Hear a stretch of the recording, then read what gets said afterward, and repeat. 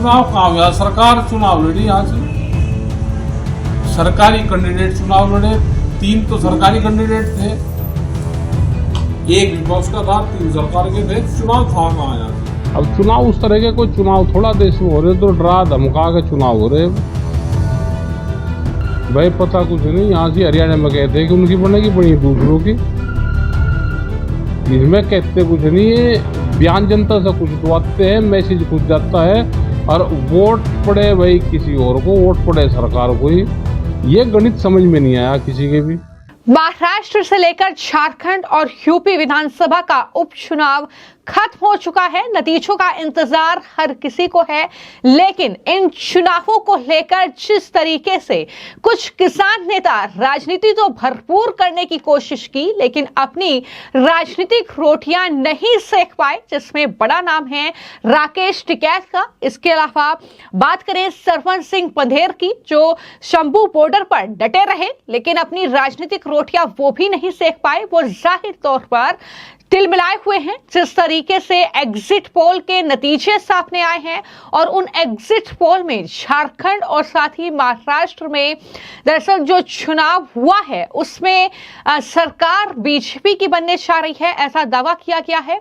साथ ही साथ उत्तर प्रदेश का जो उपचुनाव हुआ है उसमें भी योगी का जादू यूपी में एक बार फिर से चल रहा है, जिसको लेकर जो राष्ट्रीय प्रवक्ता है भारतीय किसान यूनियन के राकेश टिकैत, जब उनसे सवाल किया गया तो वो जाहिर तौर पर बौखलाए। उन्होंने मोदी सरकार पर हमला बोला, कहा कि सरकार चुनाव लड़ी, सरकार के कैंडिडेट ही चुनाव लड़े, तो ऐसे में वो तो जीतेंगे ही। और उन्होंने कहा कि मतदान कैसे सरकार के पक्ष में होगा, ये पूरा प्री प्लान होता है। डरा धमकाकर चुनाव हो रहे हैं। अडानी से लेकर और एग्जिट पोल पर भी जो है राकेश टिकैत ने बात की। इसके अलावा उन्होंने कहा कि दरअसल 26 नवंबर को वो बड़े किसान आंदोलन की शुरुआत हुई थी, उसकी वर्षगांठ है, तो ऐसे में तमाम डिस्ट्रिक्ट हेडक्वार्टर पर जाएंगे, वो प्रदर्शन करेंगे, अपनी मांगों को रखेंगे। क्या कुछ राकेश टिकैत ने कहा है, सुनिए। भाई तेरा होगा हो गया होगा, और उसे इतनी दूर जाने की जरूरत कहाँ थी? वो तो यहीं देश में ही कर लेता काम, यहाँ सब उसके पास हो जा, ज्यादा दूर कहाँ जाने की जरूरत थी उसको? नहीं, जो रिश्वत दे रहा था, और वो जो पूरा जो प्लांट है उसका वो भी सरकारी है। और जब आदमी सरकारी है ये, भाई आदमी भी तो सरकारी है ये, तो इसका मतलब सरकार रिश्वत दे रही थी बाहर। तो इमेज क्या रहेगी कि एक सरकारी कंपनी अपने देश की और बाहर जाकर रिश्वत दे का काम कर रही, तो उसका मैसेज क्या जाएगा? और क्या भारत की इमेज रहेगी, और क्या यहाँ के उद्योगपतियों की इमेज रहेगी?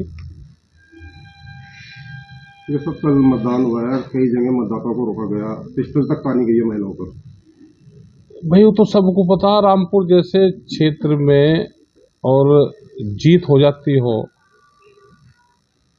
मतदान कैसे सरकार के पक्ष में होगा, ये पूरा प्लान होता है। ये वही हुआ और वही देखने को मिला। अब चुनाव उस तरह के कोई चुनाव थोड़ा देश में हो रहे, तो डरा धमका के चुनाव हो रहे। भाई पता कुछ नहीं। यहाँ से हरियाणा में कहते हैं कि उनकी बनेगी बनी दूसरों की, इसमें कहते कुछ नहीं है। बयान जनता से कुछ तो आते हैं, मैसेज कुछ जाता है, और वोट पड़े भाई किसी और को, वोट पड़े सरकार को ही। ये गणित समझ में नहीं आया किसी के भी। ये चुनावी जो गणित है ना, अब ये समझ से परे है। तो गन्ने का सीजन चल रहा है, अभी तक सरकार ने गन्ने का मूल्य नहीं बढ़ाया। गन्ने का मूल्य नहीं बढ़ा, पिछले साल का भुगतान नहीं हुआ, लेकिन लखनऊ के कागजों में भुगतान भी हो गया और मूल्य भी बढ़िया मिल रहा। और अब तो सरकार में लोग शामिल हैं भाई, अब तो आधी जिम्मेदारी तो उनकी भी बनाती है। जो लोग आंदोलन करते थे वे आज सरकारों में शामिल है, तो वे काम करवा, अब आंदोलन की जरूरत कहाँ रहेगी देश में? तो जयंत चौधरी आवाज क्यों नहीं उठा रहे किसानों? भाई पता नहीं, हम नहीं जानते क्यों नहीं उठा रहे, भी तो वही बताऊंगा। भाई यही तो थे अभी चुनाव में। चुनाव में 2 बार आए, लेकिन उन्होंने कोई भी घोषणा किसानों के। अब भाई बताओ क्या करे, जब अगर सरकार में रहेगा घोषणा नहीं करते, विपक्ष में घोषणा करे रहेगा। तो फिर तो विपक्षी ठीक है। अब तो ज़्यादा जिम्मेदारी उन्हीं की बने जो किसानों के हमदर्द पार्टियां हैं, तो वे काम करवावे वहाँ पे। नहीं, आप भी किसान नेता हैं, तो आगे का कोई मूवमेंट रहेगा? हमारा 26 तारीख का प्रोग्राम है। 26 तारीख को देश में बड़ा किसान आंदोलन की शुरुआत हुई थी 26 नवंबर को 2020 में जो दिल्ली का आंदोलन चला, तो उसकी वर्षगांठ है एक किस्म से ये। और ये पूरे देश भर में डिस्ट्रिक्ट हेडक्वार्टर पे अपनी डिमांड को लेके, वो एमएसपी का सवाल हो या भूमि अधिग्रहण का हो या गन्ना या दूसरी फसलों के सवाल हो, उन सब को लेके दिल्ली में जो आंदोलन हुआ था, हर डिस्ट्रिक्ट हेडक्वार्टर पे सब लोग जाएंगे और दिल्ली के आंदोलन की वर्षगांठ मनाएंगे चौथी। एक दिन का रहेगा केवल? एक दिन का। चुनाव कहाँ हुआ? सरकार चुनाव लड़ी यहाँ से, सरकारी कैंडिडेट चुनाव लड़े। 3 तो सरकारी कैंडिडेट थे, 1 विपक्ष का था, 3 सरकार के थे। चुनाव था कहाँ यहाँ से? तो साहब 2200 करोड़ रुपए का धोखाधड़ी का मामला एक सामने आया है अडानी जी पे, क्या कहना चाहेंगे? ये बड़े उद्योगपति। देखो, बाहर जाके तो काम कर रहे थे, अभी तो यही काम कर रहे थे बहुत है, और रिश्वत देने की कोशिश करी होगी, पकड़ा गया होगा। उनकी तो इंटेलिजेंस बहुत तेज है ना। आपने कहा कि यहाँ पे इन मुकदमे दर्ज होते हैं, तो बाहर पे तो होते हैं। हाँ, बाहर हो, यहाँ कौन मुकदमा दर्ज करे? यहाँ तो सब अपना कर ले काम। और ये बताया गया है कि वो जो कंपनी है वो सरकारी कंपनी है, तो सरकारी कंपनी बाहर जाकर काम कर रही, रिश्वत दे रही। अपनी क्वालिटी मेंटेन यही करना चाहिए। और ग्रीन एनर्जी पे जो काम है, भारत में बहुत काम है यहाँ पे करने का, तो यही काम करना चाहिए। विदेश में छवि खराब होती है, भारत की छवि भी खराब होती है। जो भारत के नए नए उद्योगपति बन रहे हैं तो उनकी भी छवि खराब होगी। तो राकेश टिकैत को आपने सुना, जो जाहिर तौर पर वही भाषा दोहरा रहे हैं जो पहले उनकी तरफ से बयान आए हैं। जिस तरीके से वो कहते हैं कि वोट तो सरकार को ही पड़ता है, चाहे किसी भी राजनीतिक दल को आप वोट दीजिए, तो इस तरीके की बौखलाहट जो है उनकी देखने को मिली। वहीं पर दूसरी तरफ सरपंच सिंह पंढेर का भी बयान सामने आया, वो भी एग्जिट पोल देखते ही तिलमिला गए। उन्होंने कहा कि महाराष्ट्र और झारखंड दूसरे राज्यों में जो उपचुनाव हुए हैं वो खत्म हुए।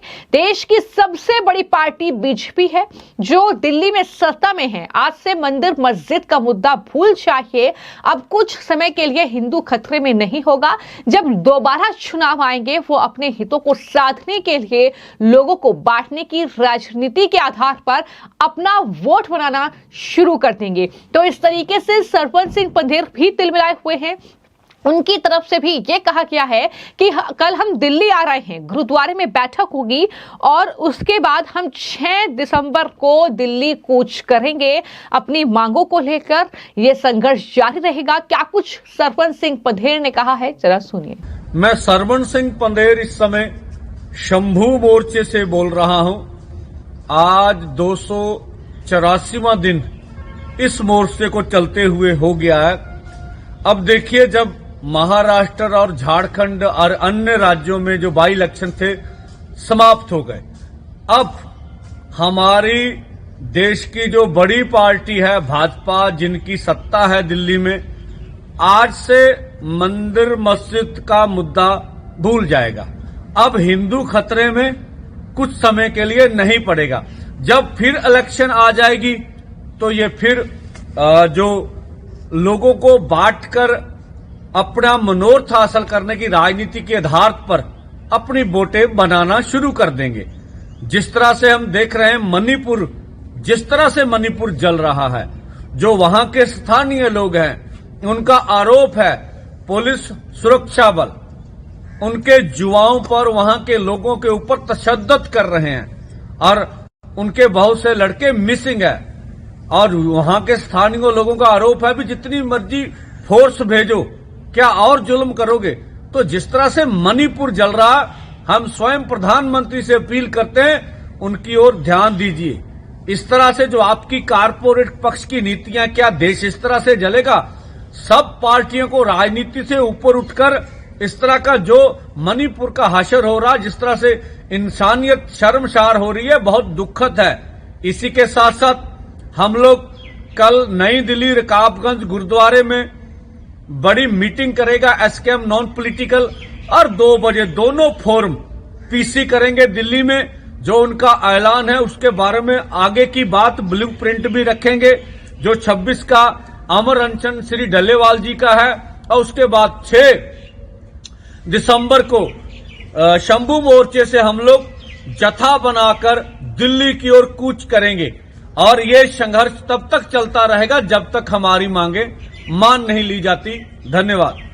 तो आपने राकेश टिकैत को सुना, आपने सरवन सिंह पंधेर को सुना। ये वही तथाकथित किसान नेता हैं जो कि किसानों की मांगों के नाम पर जिस तरीके का भूचाल वो देश में लेकर आए हैं वक्त वक्त पर, फिर चाहे तस्वीरें जो है दिल्ली से आई हों 26 जनवरी के मौके पर, फिर चाहे तस्वीरें शंभू बॉर्डर से आई हों, जिस तरीके से गाजीपुर बॉर्डर से लेकर शंभू बॉर्डर पर हमने देखा कि किसान आंदोलन के नाम पर देश को अस्थिर करने की कोशिश इन्होंने की, और किस तरीके से जो है कहीं ना कहीं वक्त वक्त पर तांडव उन्होंने मचाया है। उसके बाद मकसद यही है कि किस तरीके से प्रधानमंत्री नरेंद्र मोदी उनकी सरकार को सत्ता से बेदखल किया जाए, लेकिन ऐसा वो कर नहीं पाए। उसके बाद जिस तरीके से हरियाणा में राकेश टिकैत ने पूरी कोशिश की कि वहां पर कम से कम सत्ता परिवर्तन हो जाए, लेकिन वहां भी बीजेपी पर जनता ने भरोसा दिखाया। तो राकेश टिकैत की वहां पर भी एक न चली, जहां पर वो खुद चुनाव प्रचार करने के लिए पहुंचे, कई बार गए और प्रत्याशियों के समर्थन में चुनाव प्रचार किया। इसके अलावा बात करें अगर महाराष्ट्र की, झारखंड की, तो वहां भी किसानों को मुद्दे को लेकर तमाम राजनीति करने की कोशिश राकेश टिकैत के जरिए की गई, लेकिन वहां पर भी अब कामयाबी हासिल होती नहीं दिख रही है। शायद यही वजह है कि इस तरीके से राकेश टिकैत जो है वो कहीं ना कहीं अब सरकार पर ही अपनी बौखलाहट दिखा रहे हैं। इस पूरे मामले को लेकर आपकी क्या राय है, हमें कमेंट बॉक्स में जरूर लिखें। धन्यवाद।